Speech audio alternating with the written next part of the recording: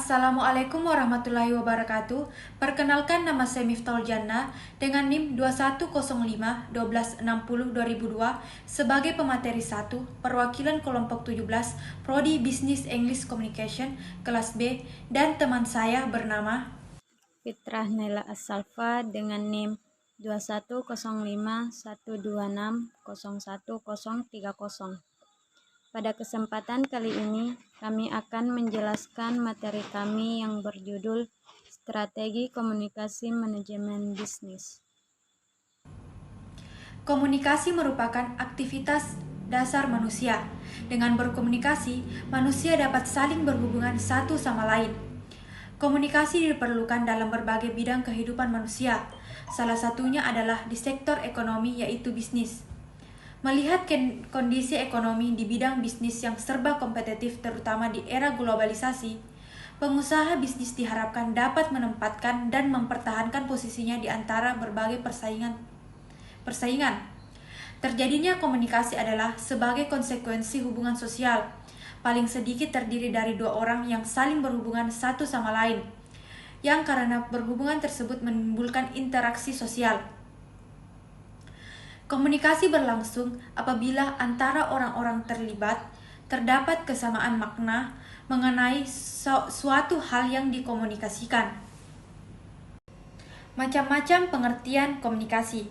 Yang pertama, Muhammad Arni mengatakan bahwa strategi komunikasi adalah semua yang terkait mengenai rencana dan taktik atau cara yang akan dipergunakan untuk melancarkan komunikasi dengan menampilkan pengirim pesan dan penerimanya pada proses komunikasi untuk mencapai tujuan yang diinginkan.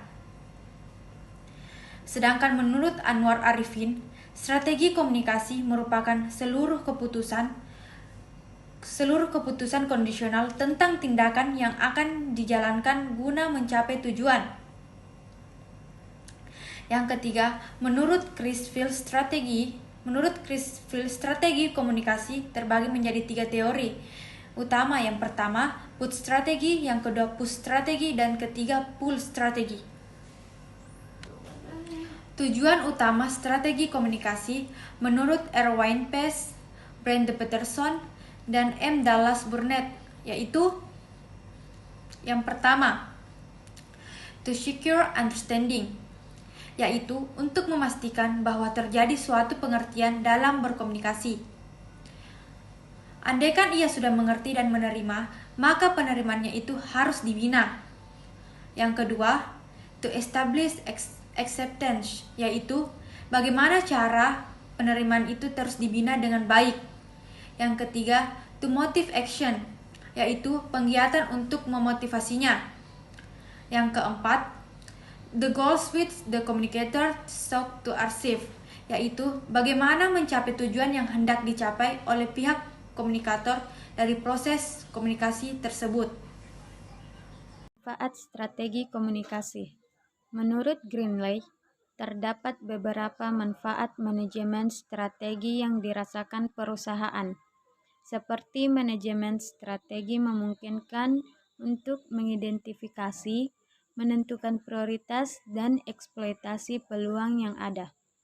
Dapat memberikan suatu pandangan yang objektif terhadap masalah manajemen. Mencerminkan kerangka kerja dalam aktivitas kontrol serta koordinasi yang jauh lebih baik.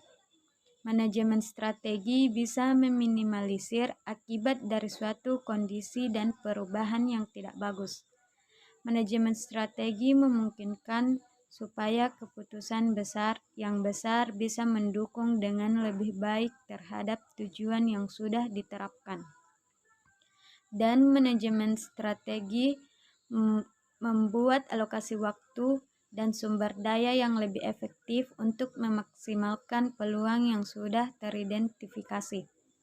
Selanjutnya, model-model strategi komunikasi, yaitu dalam prakteknya strategi mempunyai beberapa model strategi, diantaranya adalah CAF yang menguraikan 3 model strategi, yaitu: pertama, strategi linear, yaitu pemimpin organisasi atau perusahaan merencanakan, sebagaimana mereka menghadapi pesaing untuk mencapai tujuan organisasinya. Kedua, strategi adaptif. Lembaga atau organisasi bagian-bagiannya berubah secara proaktif atau reaktif untuk diluruskan dengan kesuksesan konsumen. Ketiga, strategi yang interpelatif.